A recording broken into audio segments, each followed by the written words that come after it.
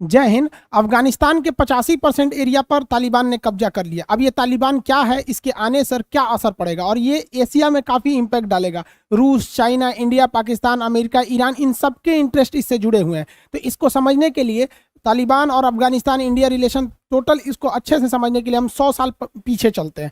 आज से 100 साल पीछे चलते हैं। देखिए 1999 में अंग्रेजों ने अफगानिस्तान को आज़ाद कर दिया। उस समय भारत और अफगानिस्तान की सीमा लगती थी क्योंकि पाकिस्तान अलग नहीं हुआ था। डूरन रेखा से अफगानिस्तान को अलग कर दिया गया। अंग्रेजों को अफगानिस्तान से कुछ खास मिल नहीं रहा था क्योंकि यहाँ पहाड़ और रेगिस्तान थे यहाँ पर। तो 1919 में जैसे ही अफगानिस्तान आज़ाद हुआ, अफगानिस्तान में राजशाही आ गई और वहाँ पे शाह वंश का राजशाही चलने लगी। शाह वंश के अंतिम राजा जो हुए वो मोहम्मद जहीर शाह हो गए। जहीर शाह 1973 में बीमारी का इलाज करने के लिए अफगानिस्तान से इटली गए। जैसे ये इटली गए तो इन्हीं का सेनापति दाऊद खान ने इनका तख्ता पलट कर दिया और खुद को क्या घोषित कर दिया कि यहाँ का प्रधानमंत्री। और इसने कहा कि यहाँ संविधान लागू होगा। तो लोगों को लगा कि नहीं भैया चलो राजा से तो अच्छा संविधान लागू होगा। लेकिन इसने जब 1977 में अपना संविधान लागू किया तो इसने सिंगल पार्टी की स्थापना कर दिया। खुद को कहा कि भैया हम ही प्रधानमंत्री रहेंगे। जहीर खान ने, क्योंकि उस समय ये तो सेनापति था, कहा कि हम ही विदेश मंत्री, प्रधानमंत्री, रक्षा मंत्री, गृह मंत्री, राष्ट्रपति, काउंसिल जनरल सब चीज अपने घोषित कर दिया। तो जनता इसके शासन से ऊब गई, जिस वजह से जनता ने विरोध कर दिया। इस विरोध को कहते हैं सोर रिवॉल्यूशन। एग्जाम में क्वेश्चन कई बार पूछता है सोर रिवॉल्यूशन का संबंध किससे है? अफगानिस्तान से। जैसे पूछता है चुड़ैलों का धावा फ्रांस से, वास्तिल दुर्ग का पतन फ्रांस से, टेनिट कोट फ्रांस से, बोस्टन चाय पार्टी अमेरिका से। उस टाइप का कभी कभी ये छोटे एग्जाम में ये पूछ देता है। तो 1978 में सोर रिवॉल्यूशन हुआ। वहां के लोगों ने विद्रोह कर दिया कि भैया ये गलत है। और इस विद्रोह का नायक जो था वो नूर मोहम्मद तारिकी था। और इस विद्रोह में नूर मोहम्मद तारिकी को सफलता मिल गई। उसने दाऊद खान को रिप्लेस कर दिया और यहाँ का प्रेसिडेंट बन गया नूर मोहम्मद तारिकी। नूर मोहम्मद तारिकी को फुल सपोर्ट था रूस का। और अफगानिस्तान में रूस यानी उस समय यूएसएसआर था, जिस वजह से नूर मोहम्मद तारिकी पर यूएसएसआर का प्रभाव पड़ा। यूएसएसआर यानी वो उस समय कम्युनिस्ट देश था। कम्युनिस्ट किसी धर्म को नहीं मानते हैं, जिस वजह से इसका प्रभाव अफगानिस्तान में भी देखने लगा। नूर मोहम्मद तारिकी यूएसएसआर के प्रभाव में आकर अफगानिस्तान का मॉडर्नाइजेशन करने लगे। वहाँ school, college, university, technical school, hospital वगैरह को खोलने लगे। और इन्होंने क्या किया, मॉडर्नाइजेशन के ही दौर में महिलाओं की शिक्षा पर ज्यादा ध्यान दिया। मॉडर्नाइजेशन के साथ साथ उन्होंने कहा कि बुर्का पहनना कंपलसरी ना होके वो नॉर्मली रहे, जो लड़कियां जैसा ड्रेस पहनना चाहें वो पहन सकती है। अब वहां पर ज्यादातर जनसंख्या मुसलमान थी, जिस वजह से इसका विरोध होने लगा। इसी बीच में इन्होंने क्या किया, सोशलिस्ट रिफॉर्म को लाते हुए, समाज की भलाई को ध्यान में रखते हुए उन्होंने कहा कि जिसके पास ज्यादा जमीन है उससे कुछ जमीन लेकर गरीबों को या जिनके पास जमीन नहीं है उन्हें दान दे दिया जाए। ऐसे ही जैसे विनोबा भावे ने भूदान आंदोलन में किया था। इसका अफगानिस्तान के मुसलमानों ने विरोध किया, क्योंकि अफगानिस्तान में यह मान्यता है कि ऊपर वाला ही है जो जिसको अमीर बनाता है या गरीब बनाता है। यानी मुकेश अंबानी को ऊपर वाले ने अमीर बनाया है और पाकिस्तानियों को भिखारी बना दिया है। ये ऊपर वाले की ही मेहरबानी है। तो इसका विरोध अफगानिस्तान में बहुत भयानक हुआ। अब अमेरिका चाहता था, अमेरिका और रूस में उस समय कोल्ड वार चलता था, दोनों एक दूसरे की वर्चस्व को खत्म करना चाहते थे। तो अमेरिका ने क्या किया, अफगानिस्तान को डिस्टेबलाइज करने के लिए यहाँ के मुसलमानों को कहा कि देखो तुम्हारा मजहब खतरे में है, तुम अपने मजहब के लिए लड़ो। मजहब के लिए लड़ने के लिए इसने मुजाहिदीन तैयार किया। मुजाहिदीन उसे कहते हैं जो मजहब के लिए लड़ाई करता है। तो अमेरिका ने, सोचिए, अमेरिका ने अफगानिस्तान में मुसलमानों को मुजाहिदीन बनने के लिए मजबूर किया और पैसा दिया रूस से लड़ने के लिए। इसी बीच अमेरिका ने क्या किया, नूर मोहम्मद तारिकी के जो विदेश मंत्री थे हफीजुद्दीन अमीन, उसको CIA के एजेंट भेज के अपने में मिला लिया। अब सोचिए, किसी देश का विदेश मंत्री दूसरे देश के इशारे पर काम कर रहा है तो क्या होगा। नूर मोहम्मद तारिकी के विदेश मंत्री हफीजुद्दीन को अमेरिका ने सख्त आदेश दिया कि अफगानिस्तान में जितना भी इस्लाम विरोधी चीजें हैं मॉडर्नाइजेशन को बहुत तेज करो। तो इसने मॉडर्नाइजेशन को बहुत तेज कर दिया, जिस वजह से अफगानिस्तान में ये मुजाहिदीन भड़कने लगे और ये कहने लगे कि हमारा मजहब खतरे में। और इसमें नूर मोहम्मद तारिकी और रूस एक और रह गए और ये भड़काने में आगे बढ़ गया। इनको हथियार और पैसा अमेरिका प्रोवाइड कराने लगा। सोचिए, ये अमेरिका ही है जो ग्लोबलाइजेशन लेवल पे आतंकवाद को लेके चला गया। अब यहाँ अफगानिस्तान है, इसको पैसा देंगे कैसे, तो इसमें मिल गया पाकिस्तान। ये साले सब भिखारी तो शुरू के हैं सब। अफगानिस्तान में यहाँ से पैसा जाने लगा। वहाँ पे जितने मुजाहिदीन थे उन्हें अफगानिस्तान से पाकिस्तान लाकर ट्रेनिंग दिया जाने लगा। उन्हें पैसा, ट्रेनिंग सब अब पाकिस्तान से पहुँचाए गए। बदले में पाकिस्तान को भीख के रूप में हमेशा जैसे पैसे मिल जाते थे मिल जाया करते थे। अफगानिस्तान का करियर बर्बाद हो गया, उससे क्या मतलब है। अमेरिका ने इसी सिलसिले में क्या किया, सऊदी अरब से भी लोगों को भेजा अफगानिस्तान में, जिसमें सबसे महत्वपूर्ण नाम आप सुने होंगे ओसामा बिन लादेन का। अमेरिका की मीटिंग हुई थी ओसामा बिन लादेन के साथ कि यहां जाके किसे मारना है, यूएसएसआर को भगा देना है, यहां नूर मोहम्मद तारिकी की सरकार को क्या कर देना है, गिरा देना है, और यहां पर क्या करना है, इस्लाम को मतलब इस्लामिक चीजों को लाना है। अब इस वजह से यहां पर आतंकवाद बढ़ने लगा। अमेरिका ने अफगानिस्तान के स्टूडेंट्स को भी क्या कहा, इसके खिलाफ भड़काना चालू किया। स्टूडेंट्स को वहां की भाषा में तालिब कहा जाता है। तालिब यानी स्टूडेंट है। इन स्टूडेंट में उमर नाम का जो स्टूडेंट था वो काफी ज्यादा मतलब उग्र विचारधारा का था, बहुत ज्यादा मारकाट में आगे रहता था। अब ओसामा बिन लादेन का अमेरिका से दुश्मनी कैसा हो गया ये अलग टॉपिक है, लेकिन हुआ क्या था कि जब सद्दाम हुसैन और कुवैत के बीच में युद्ध चल रहा था तो अमेरिका जो है सद्दाम हुसैन पर हमला करने के लिए सऊदी अरब की जमीन से उड़ान भरता था। तो ओसामा बिन लादेन ने कहा कि सऊदी अरब, मक्का मदीना ये पवित्र भूमि है, तुम यहाँ पे क्या कर रहे हो। तो अमेरिका के दबाव में आके सऊदी अरब ने ओसामा बिन लादेन को भगा दिया, जिस वजह से ओसामा बिन लादेन खुद अमेरिका के 9/11 हमला कर दिया 26 यहाँ पर, और उसके बाद अमेरिका को समझ में आ गया। मेन टॉपिक पर हम लोग आते हैं। देखिए ओसामा बिन, ये अमेरिका और रूस उस समय एक दूसरे को देखना नहीं चाहते थे, वर्चस्व की लड़ाई, और दोनों ने किस तरह से कांड किया ध्यान से समझिए। ये है ईरान। ईरान इसी समय 1979 में दो जगह पर मॉडर्नाइजेशन चल रहा था। ईरान में अमेरिका का प्रभाव आ गया और यहां पर उसने मुसलमानों को मॉडर्नाइजेशन, पश्चिमी सभ्यता, शराब, बियर बार, अय्यासी सब चालू करा दिया यहां पर, और यहां पर कहा कि भैया ये मॉडर्नाइजेशन के लिए जरूरी है। तो इसको काउंटर करने के लिए इधर से रसिया जो है ये अफगानिस्तान में घुस गया नूर मोहम्मद तारिकी के थ्रू कि तुम यहां मॉडर्नाइजेशन करो। लेकिन अमेरिका को देखिए, जो अमेरिका ईरान में पश्चिमी सभ्यता थोप रहा है, वही अमेरिका अफगानिस्तान के मुसलमानों को कह रहा है कि तुम्हारा धर्म रूस बर्बाद कर रहा है मॉडर्नाइजेशन करके। अब सेम काम रूस कह रहा है ईरान के लोगों से कि तुम्हारा मजहब खतरे में पड़ रहा है। तो ईरान में भी रिवोल्यूशन हो गया और अफगानिस्तान में भी हो गया सेम 1979 में। ईरान के लोग कहें अमेरिका भागो, हमारा कल्चर ठीक है, और यहां पर जो थे अफगानिस्तान में, वहां पर उन लोगों ने भगा दिया। अमेरिका ईरान में जब लात खाया तो ईरान वाले को कहने लगा कि आतंकवादी है, लेकिन यही अमेरिका यहां पर अपना पैसा भेजता था। और रूस जो अफगानिस्तान में लात खाया तो अफगानिस्तान में लोगों को आतंकवादी कहने लगा। मतलब अपने फायदा के लिए पूरी दुनिया में आतंक मचा दो। ईरान रिवोल्यूशन सक्सेस हो गया और अमेरिका को यहां से भागना पड़ गया वापस। अब अमेरिका को डर इस बात का था कि ईरान से हम तो हार के आए हैं, यहां अगर रूस का दबदबा हो जाएगा तो यह बात अमेरिका के लिए ठीक नहीं थी। इसलिए अमेरिका चाहता था कि अफगानिस्तान में भी विद्रोह हो जाए। अब रूस हर हाल में इस विद्रोह को दबाना चाहता था। इसलिए नूर मोहम्मद तारिकी जो थे, ये नूर मोहम्मद तारिकी ये जब यहाँ रूस गए स्थिति को समझने के लिए, तो रूस ने इन्हें समझाया कि देखो ये मुसलमान जो है वो भड़क चुके हैं, तो मुसलमानों को शांत रखना अभी फिलहाल जरूरी है, इसलिए तुम मॉडर्नाइजेशन को धीमा रखो। तो ये मॉडर्नाइजेशन को तो धीमा रखते, और इन्होंने कहा कि देखिए हफीजुद्दीन अमीन हमारा बात नहीं सुनता है, खुद मेरा विदेश मंत्री है। तो रूस ने उनसे कहा कि इसको हटाओ पद से, ये अमेरिका का एजेंट है। लेकिन ये बात जब नूर मोहम्मद तारिकी जब लौट रहे थे अफगानिस्तान, तो उससे पहले ही अमेरिकी की खुफिया एजेंसी इसको हफीजुद्दीन अमीन को बता दिया कि ऐसा ऐसा कांड होने वाला है, तुम्हें हटाया जाएगा। जैसे इनका फ्लाइट लैंड किया, ये घर गए, उनको विथ फैमिली मार दिया, और वहां पर शासन किसका हो गया, हफीजुद्दीन अमीन का। अब यहां पर एक तरह से देखिए तो ईरान, तो अमेरिका भले ईरान से चला गया, लेकिन अमेरिका का ही एजेंट अफगानिस्तान में बैठकर शासन करने लगा। तो ये अमेरिका के लिए तो अच्छा था, लेकिन रूस के लिए ये सही नहीं था, क्योंकि रूस की सीमा उस समय यहां तक लगती थी, अफगानिस्तान तक लगती थी, क्योंकि रूस उस समय यूएसएसआर यानी सोवियत संघ था, जो आज 15 देशों में टूट गया।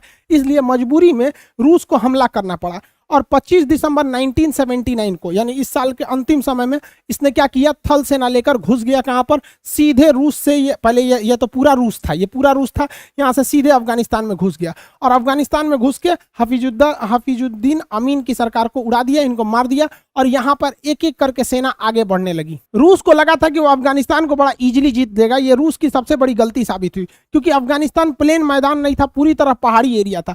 यहां पर सेना को इतनी तकलीफ झेलने पड़ी जिसका कोई हद नहीं। अब इतनी ऊंचाई से ये लोग आ रहे हैं, यहाँ पे कहीं पे भी आतंकवादी घुसे रहेंगे, और इन आतंकवादियों को हथियार, पैसा, ये सारी चीजें अमेरिका के थ्रू मिल रही थी, और अमेरिका ये सारी चीज़ों को अब पाकिस्तान में डंप करता था। वो आतंकवादी मुजाहिदीन पाकिस्तान आते थे और यहाँ से लेके चले जाते थे, और रूस को लगा कि वो इजीली जीत जाएगा, लेकिन वो हुआ नहीं। यहाँ पर ये जितने आतंकवादी जो थे मुजाहिदीन, इन्हें हथियार सारा अमेरिका ने दिया। मतलब ये आतंकवादी अमेरिका के हथियारों से, अमेरिका के पैसे से, अमेरिका की ट्रेनिंग पर है और हम लोग के लिए सरदर्द बन के बैठे हैं। तो रूस को यहाँ दिक्कत होने लगा, रूस की सेना दिन प दिन मराने लगी, क्योंकि ये आतंकवादी जो थे ये यहीं पर पले बढ़े थे, इनको हर एक चीज का आइडिया था रास्ते का, वो कहाँ छुपे रहते थे मार देते थे, और इनके पास लेटेस्ट हथियार था। इस वजह से रूस की थल सेना को यहाँ बढ़त नहीं मिल पाई, बड़ी बड़ी वाहनें जंगलों में और पहाड़ों पर नहीं चढ़ पाती हैं सब। तो इस वजह से रूस को लगा कि हम अपना एयरफोर्स उतार देंगे, जो रूस की सबसे बड़ी गलती साबित हुई, क्योंकि पहाड़ों पर एयरफोर्स जल्दी सक्सेस नहीं हो पाती है। और इसको मारने के लिए अमेरिका ने ईगला मिसाइल दे दिया था। अब ये जो स्टिंगर मिसाइल, ईगला रूस का है, स्टिंगर अमेरिका का। स्टिंगर मिसाइल बड़ा सटीक हमला करता है किसी भी जहाज के ऊपर, बस उसको इंजन की गर्मी को सूंघ के पहुंच जाता है। अब जहाज की इंजन हमेशा गर्म रहता है, यहाँ ससुरा एगो ट्रैक्टर चलता है तो उसका इंजन गर्म हो जाता है, और ये इजीली शूट करके गिरा देता है। तो रूस की जितने भी जहाज थे वो मारे जाने लगे। याद कीजिए कारगिल की लड़ाई में हमारा भी मिराज जहाज गिर गया था, MI-17 को भी मार के गिरा दिया था पाकिस्तानी आतंकवादियों ने। इस वजह से वहाँ एयरफोर्स उतना तगड़ा नहीं लड़ पाई थी, क्योंकि पहाड़ों पर लड़ना काफ़ी मुश्किल हो जाता है। यही हाल हो गया USSR के साथ, उसके हेलीकॉप्टर सब कोई सब मार मार गिरा दिया, सब उस पर खेलने लगा, सभी कौन ची है कैसे उड़ता है, मार मार सब ध्वस्त कर दिया।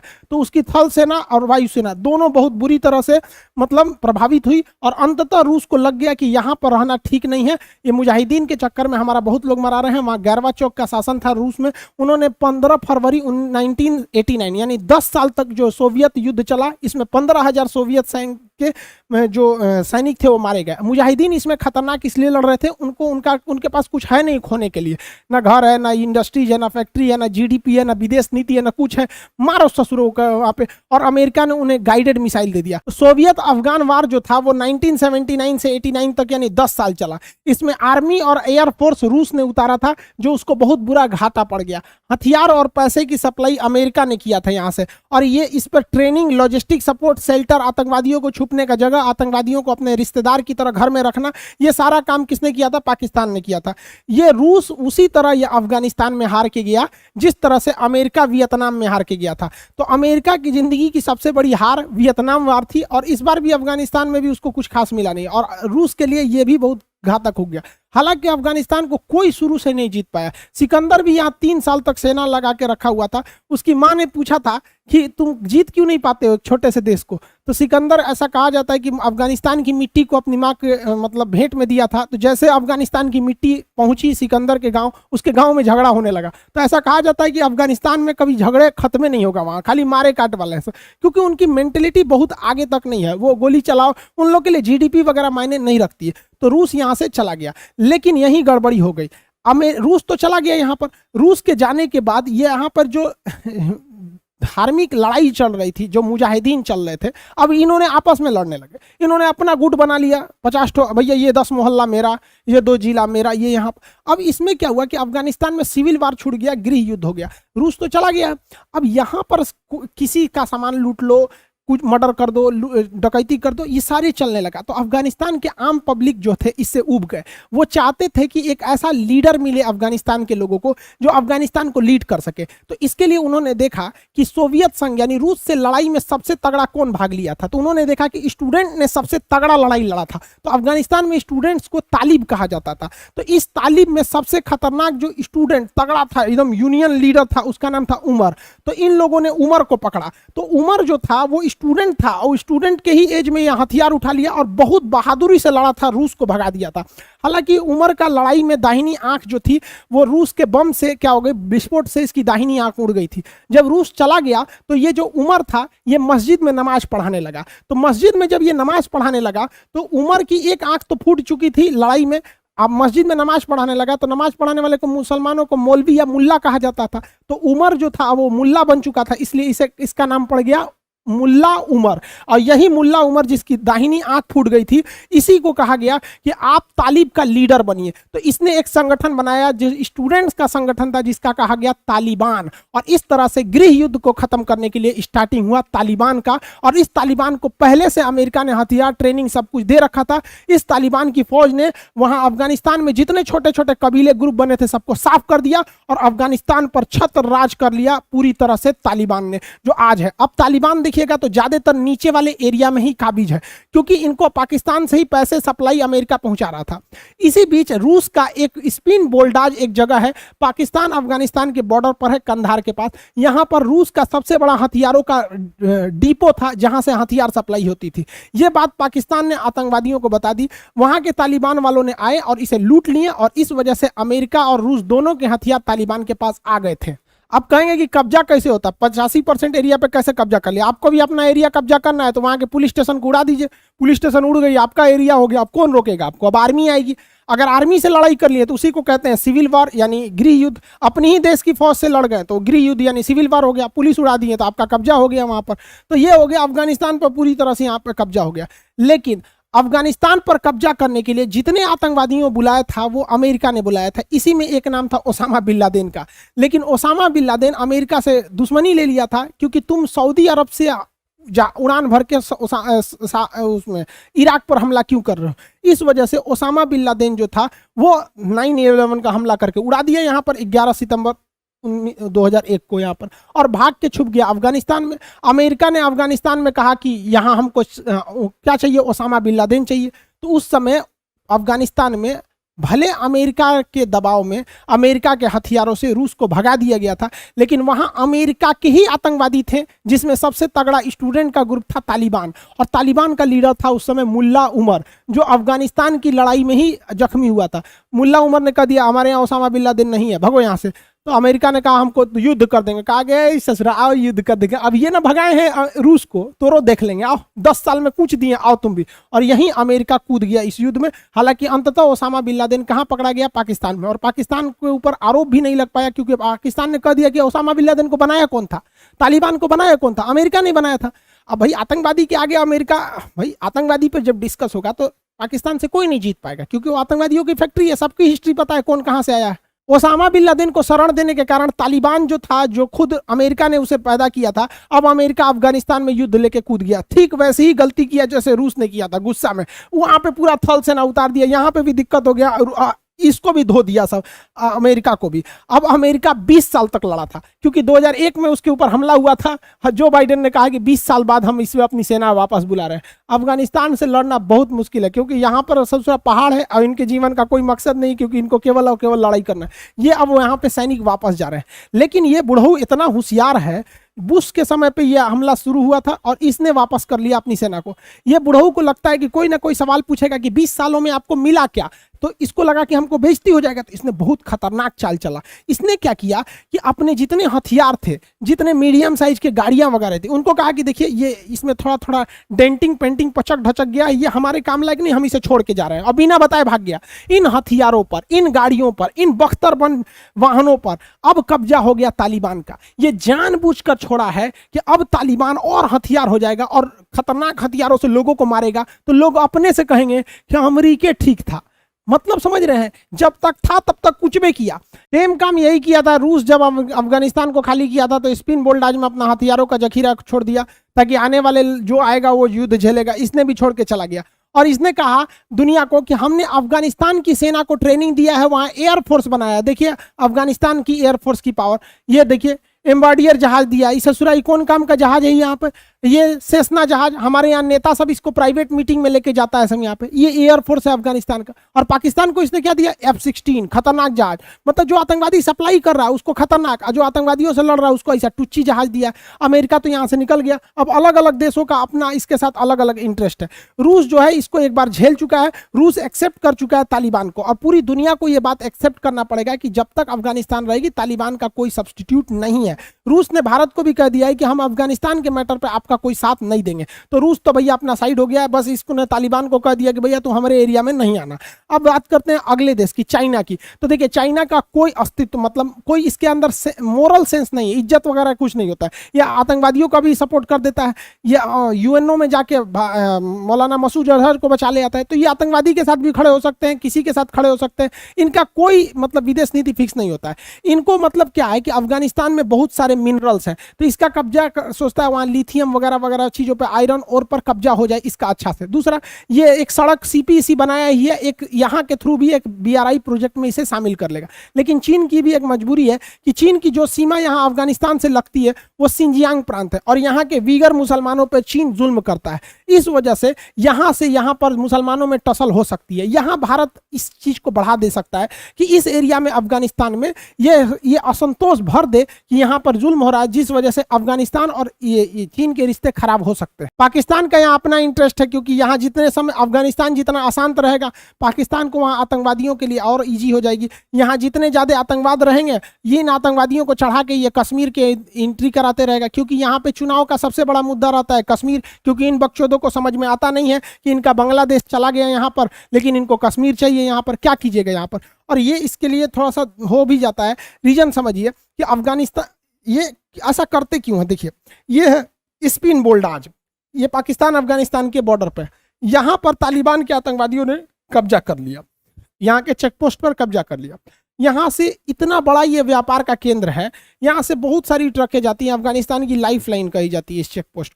और अफगानिस्तान की एयरफोर्स इन तालिबानी आतंकवादियों को मारने आई ना, तो पाकिस्तान कहता है, इसका एयरफोर्स ऑफिशियली, कि अगर तुम उन आतंकवादियों को मारोगे तो हमारी एयरफोर्स तुम्हें मार देगी। अब जेन्युइन अफगानिस्तान की तुलना में पाकिस्तान की एयरफोर्स अच्छी है, तो सोचिए कितना ये साले गिरे हुए हैं कि ऑफिशियली आतंकवादियों को बचाने के लिए यहाँ आते हैं। अब अफगानिस्तान से एक और पाकिस्तान को फायदा ये हो जाता है कि अफगानिस्तान गोल्डन क्रिसेंट में आता है, यानी यहाँ अफीम की खेती ज़्यादा होती है। कहाँ कहाँ? पाकिस्तान, अफगानिस्तान और ईरान, जिसमें सबसे ज़्यादा अफगानिस्तान में हो जाती है अफीम की खेती। अब ये अफीम की जो होती है ये मादक पदार्थ होता है। ये अफीम जो है अफगानिस्तान से पाकिस्तान पहुँचा दिया जाता है स्पिन बोल्डाज वाले बॉर्डर के थ्रू। अब जब ये अफगानिस्तान से पाकिस्तान आता है तो पाकिस्तान इसे पंजाब में पहुँचा देता है। उड़ता पंजाब मूवी वगैरह देखें, नशा वगैरह पे काफ़ी है। यहाँ पे पंजाब में अभी नशाखोरी बहुत भर गया है। ये अफीम आ कहाँ से रहा है? अफगानिस्तान, पाकिस्तान, उसके बाद इंडिया आ रहा है। तो ये इंडिया को चौपट करना चाहते हैं। दूसरा है कि इन लोग को गजवाए हिंद भी तो करना है। हम लोग को पकड़ पकड़ के पाकिस्तान वाले पीटेंगे, हम लोग ऐसे कहेंगे मत पीटिए यहाँ पर, ये लोग हम लोग को गजवाए हिंद करेंगे। ये देखिए पाकिस्तान का मेजर है, देखिए यहाँ पे स्टार देख रहे हैं। और ये मेजर छोटा मोटा मेजर नहीं है, पैरा कमांडो है। देखिए यहाँ पैरासूट का, आपको इंडिया से मिला देते। देखिए ये भी पैरा कमांडो है, ये भी पैरा कमांडो है, ये भी मेजर रैंक पे है, ये भी मेजर रैंक पर है। ये ससुरे ये इस पर हमला करके गजवाए हिंद करेगा। सोच सकते हैं, इतने साले पागल होते हैं सब। ये सब इनको अपनी औकात नहीं दिखती है। जिस बोतल में ये पानी पी रहा है बिहार में, उस बोतल पे सुबह सुबह लोग लेके ट्रेन के पटरी के किनारे लेटिन करने जाते हैं, उस पर ससुरा पानी पी रहा है और ये कह रहा है कि हम इन लोग पर गजवाए हिंद करेंगे। अरे भाई साहब, हमारे देश के सेना को मतलब तुमको क्या बोले यार। देखिए इंडिया के एस्पेक्ट्स में देखेंगे तो भारत ने यहाँ बहुत ज़्यादा पैसा इन्वेस्ट किया है, लगभग $4 बिलियन से ज़्यादा पैसा इन्वेस्ट किया है। हम अफगानिस्तान को बनाना चाहते हैं और पाकिस्तान अफगानिस्तान को कहता है कि हम तुम्हें बर्बाद कर देंगे, लेकिन तुम कुछ मत कहो क्योंकि हम मुसलमान हैं, हमें अधिकार है किसी भी मुसलमान को बर्बाद कर सकते हैं। पूरी दुनिया में मुसलमानों को जो गाली सुनाता है, अकेले उसमें 90% योगदान पाकिस्तान का है। जबकि भारत देखिए, ये अफगानिस्तान की $4 बिलियन मदद किया। वहाँ सहतूत डैम और सलमा डैम है, ये प्लांट 42 मेगावाट से ज़्यादा की बिजली उत्पन्न करते हैं। ये अफगानिस्तान का सबसे बड़ा बिजली का प्लांट है यहाँ पर। इससे अफगानिस्तान के लोगों की जिंदगी सुधरेगी, लेकिन ये पाकिस्तान को नहीं देखा जाएगा। और इसके अलावा भारत ने वहाँ के संसद भवन का भी निर्माण कराया ताकि लोकतांत्रिक सरकार वहाँ पे रह सके। भारत वहाँ की एयरफोर्स को मजबूत करने के लिए वहाँ रूस से खरीद के इसे हेलीकॉप्टर गिफ्ट में दिया है, जिसमें बड़े साइज के transport helicopter Mi-24 attack helicopter भी शामिल है। भारतीय सेना के जो अफसर होते हैं उनमें ट्रेनिंग जो देहरादून में इंडियन मिलिट्री एकेडमी IMA में दिया जाता है, यहाँ फिलिस्तीन अफगानिस्तान के लड़कों को भी दिया जाता है ट्रेनिंग। यहाँ अफगानिस्तान के आर्मी के ऑफिसर्स को भी ट्रेनिंग दिया जाता है, जहाँ हमारे खुद के आर्मी अफसरों को ट्रेनिंग दी जाती है। अफगानिस्तान में भारत का रहना जरूरी है, क्योंकि अगर हम भारत अफगानिस्तान में हमारी मौजूदगी रहती है तो इससे एक प्रेशर चाइना पे पड़ता है, दूसरा प्रेशर पाकिस्तान पे पड़ता है। तो ये दोनों जो छर्रे हैं सब ये ससुरे यहाँ पर इसके वजह से कंट्रोल में रहते हैं। और अगर हमें यहाँ पर एक वायुसेना का अड्डा मिल जाए तो इसके लिए तो ये सरदर्द हो जाएगा यहाँ पर, क्योंकि रास्ता तो जाने का ईरान से मिल ही जाएगा हमको चाबहार के थ्रू, और ये पाकिस्तान भले वहाँ जाने ना दे। तो हम लोग के लिए वहाँ तालिबान का आ जाना सच में एक ड्रॉबैक है, और पाकिस्तान के लिए आतंकवाद के लिए तो एक बहुत फायदा हो जाएगा पाकिस्तान को। हम लोग का प्लान क्या था कि हम लोग यहाँ से जाते ईरान के चाबहार पोर्ट पर, यहाँ से रेल लाइन बिछाते जरांज तक, और जरांज से हम लोग डेलाराम अफगानिस्तान पहुंचा देते। अफगानिस्तान का ये जो हाईवे है, इस हाईवे को कहते हैं हम लोग गारलैंड रोड। ये अफगानिस्तान का सबसे ज्यादा ट्रेड करता है। अब इस गारलैंड रोड पर ये कंधार है जहां पे तालिबान का स्पिन बोल्डाज पर पूरी तरह कब्जा हो गया। तो अब हम लोग इस रूट का इस्तेमाल बिना अफगानिस्तान के नहीं कर सकते, और अफगानिस्तान पर पाकिस्तान का प्रेशर ज्यादा रहता है। लेकिन इसका मतलब ये नहीं कि हम लोग हाथ पे हाथ रख के रोएंगे, ऐसा थोड़ी होता भाई, हमको इसका सब्स्टिट्यूट ढूंढना पड़ेगा कि नहीं। तो देखिए, जब हम ईरान के चाबहार तक पहुंच ही गए हैं तो क्या जरूरत है ससुरा हमको यहाँ बार बार अफगानिस्तान में घुसने का। हम यहाँ से तुर्कमेनिस्तान के थ्रू बाईपास करके सेंट्रल एशिया में जा सकते हैं, और यहीं से हम कैस्पियन सागर पार करते हुए रूस में यहाँ से भी घुस सकते हैं। तो हमारे लिए क्या जरूरत है ससुरा अफगानिस्तान में मरने बिना यहाँ पर कुछ खास। ट्रेड के लिए हमें ये रूट सोचना चाहिए। और आज के वक्त में क्या है, आजकल तो रो चल गई है, roll on roll of. Truck को सीधे बैठाइए ट्रेन पर और ट्रेन लेके चल आएगी यहाँ पर, और ट्रेन को उतार दीजिए बंदरगाह पे, ये ट्रक वगैरह सब घुस जाएंगे सब पानी वाली जहाज में, और पानी वाली जहाज लेके निकल जाएगी। क्या दिक्कत है। अब जैसे मान के चलिए कलकत्ता से किसी सामान को रूस में भेजना है तो उसको ट्रक पे लोड कीजिए, ट्रक को ट्रेन पे लोड कीजिए, ट्रेन वाला मुंबई में ले आ देगा, ट्रेन से ये उतरेगी, मुंबई पोर्ट पर जहाज लगी है तो ट्रकवा सीधे पानी वाली जहाज में घुसा दो, ये पानी वाली जहाज चाबहार में उतरेगी, यहाँ से ट्रक उतार के यहाँ से लेके चल जाओ यहाँ तक वहाँ पे। तो हमें अल्टरनेट देखना पड़ेगा, क्योंकि पाकिस्तान कभी भी अफगानिस्तान को शांत नहीं रहने देगा। अफगानिस्तान का ऊपरी भाग जो है वही भारत से सटता है। देखिए, ये छोटा सा एरिया भारत से इसका ये टच करता है। तो यहाँ पर पहले बहुत शांति थी, उस शांति को बहाल करने का काम नॉर्दर्न अलायंस ने किया था। ये कई देशों का संगठन था जिसमें अमेरिका, इंडिया था, रूस था, तुर्की था, तुर्कमेनिस्तान, ईरान वगैरह कई सारे देश थे। ये आठ देश थे जो यहाँ पर शांति बहाल का काम करते थे। तो ये एरिया अगर शांत रहेगा ना तो ये कश्मीर वाला इशू ऐसे भी शांत रहेगा। वो अलग बात है कि पाकिस्तान इधर से कहेगा आए जाने इधर से मार कश्मीर वाले मैटर पे। यह बात अलग है कि अभी का तालिबान पूरी तरह से पहले के तालिबान से बदल गया है। जब भी भारत की मीडिया या कोई भी इंटरनेशनल मीडिया अफगानिस्तान से ये सवाल पूछिए कि आप भारत के बारे में क्या सोचते हैं कश्मीर इशू में, तो इन्होंने हमेशा एक ही बात कहा है कि कश्मीर भारत का इंटरनल मैटर है।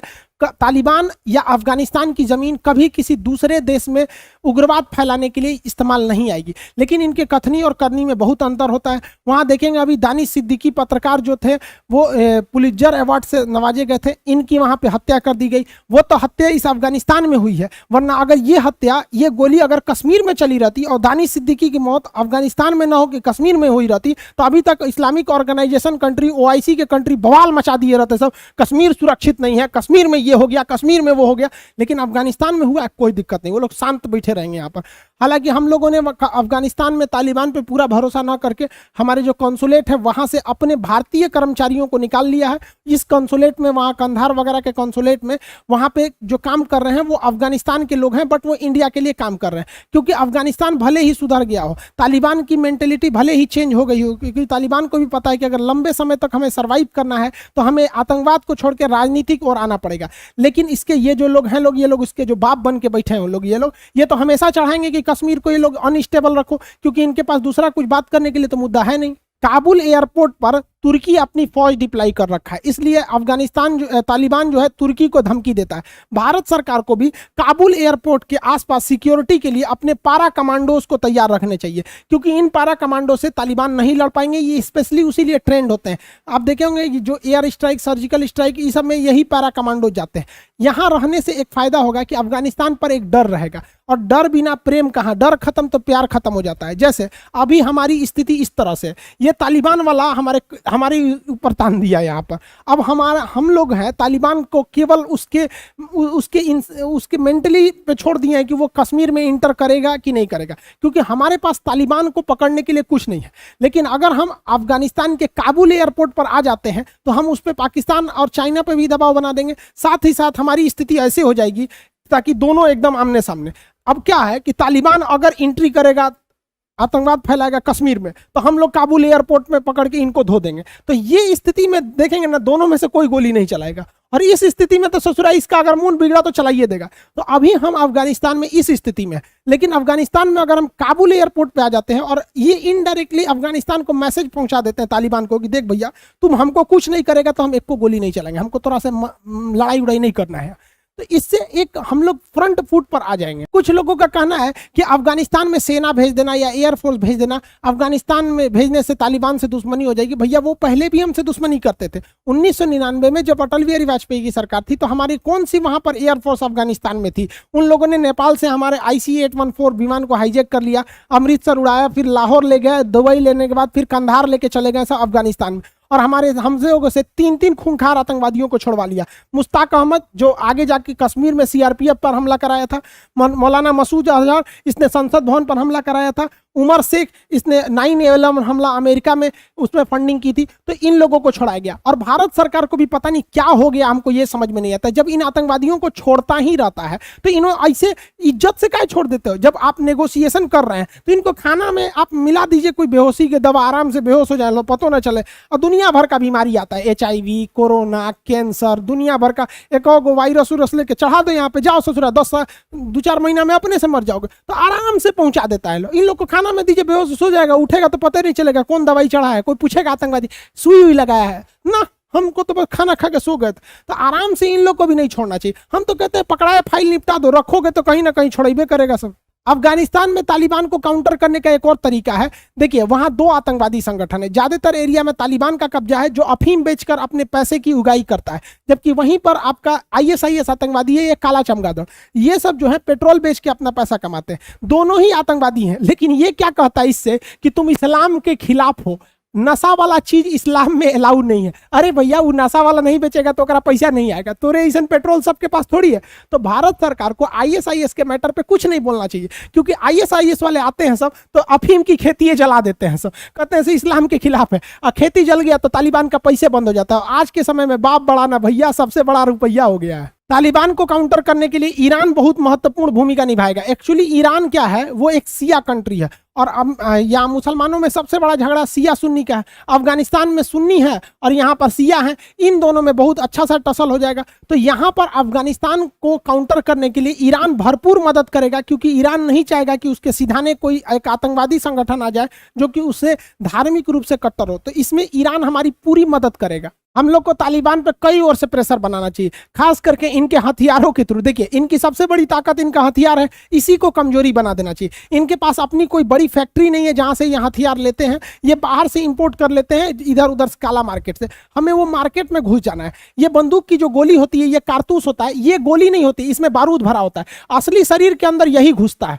ये क्या होता है, अब यहाँ ध्यान देंगे, जब बंदूक पे यहाँ ट्रिगर दबता है तो ये ब्लास्ट होता है, ब्लास्ट होने के बाद ये बारूद निकलता है तो ये इसको ढकेल देता है। अब यहाँ देखिए ये सब बारूद है, यहाँ पर यही ऊपर वाला जो नोक है इसी से निकलता है। तो अगर इस बंदूक में, इस गोली में अंदर से यहाँ पर एक मेटल का प्लेट वेल्डिंग करके जोड़ दिया जाए, और अगर जैसे वेल्डिंग करके यहाँ मेटल का प्लेट जोड़ देंगे और इसमें बंदूक तब फायर करेगा धड़ाम से ना, तो ये ब्लास्ट होकर यहीं भड़क जाएगा, ये आगे नहीं निकल पाएगा, क्योंकि इसको निकलने का रास्ता ही बंद कर दिए। तो ऐसी बंदूक की गोली को जब आप कभी फायर करते हैं तो बंदूक में ही फट जाती है और चलाने वाला ही मर जाता है। तो हम ये नहीं करें कि सारी गोलियां ऐसा ही भर दो, लेकिन 10-15% ऐसी गोलियां ब्लैक मार्केट में सप्लाई कर दो। अब इन ससुरों को कैसे पता करेंगे उसको फोड़ के कि ये असली है कि नकली? अब ऐसा बंदूक की गोली लेके चलोगे ससुरे, धर धर धर मारो मारो, धर धर धर, पता चला वही में 10 गोली मारे, एगो खरबका आ गया, मारे धड़ाम से फट जाएंगे, आदमी भी गया, हथियार भी गया। देखिए एक बात हम अच्छे से कहना चाहते हैं, अगर आप चाहते हैं कि युद्ध ना हो तो इसके लिए आपको हमेशा युद्ध के लिए तैयार रहना पड़ेगा,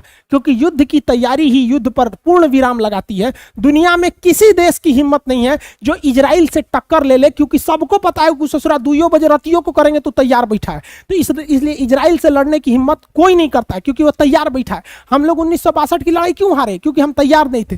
तो युद्ध में जीतना है या युद्ध को बचना है तो युद्ध के लिए तैयार रहना पड़ेगा। ऐसे अफगानिस्तान के रहमो करम पे रहेंगे कि देखिए तालिबान हम तो कुछ नहीं कर रहे हैं, आप भी कश्मीर में कुछ नहीं कीजिएगा, वो पक्का करेगा, क्योंकि उसको दिन भर पाकिस्तान उसको पिन मारेगा। देख तुम्हारे लिए हम हाई किए, तुमको पैसा दिए, ट्रेनिंग दिए, रहने के लिए दिए, तुमको हम, अब तुम्हारे वजह से हम बदनाम हो गए, मारो कश्मीर को। तो कश्मीर को ये लोग अनस्टेबल करेंगे, और लोगों को लगता है कि यहाँ साला पाकिस्तान कश्मीर की हेल्प कर रहा है। यार कश्मीर वालों भी आप लोग समझो यार, आप लोग बलि का बकरा बन रहे हो। जितना कश्मीर में आतंकवाद फैलेगा, जितने कश्मीर के लोग मारे जाएंगे, इसमें सबसे ज्यादा फायदा पाकिस्तान को होगा। इसलिए भारत को भी अब एग्रेसिव मूड में रहना चाहिए। आगे आप क्या सोचते हैं कमेंट करके बताइएगा। मिलेंगे नेक्स्ट क्लास में। जय हिंद।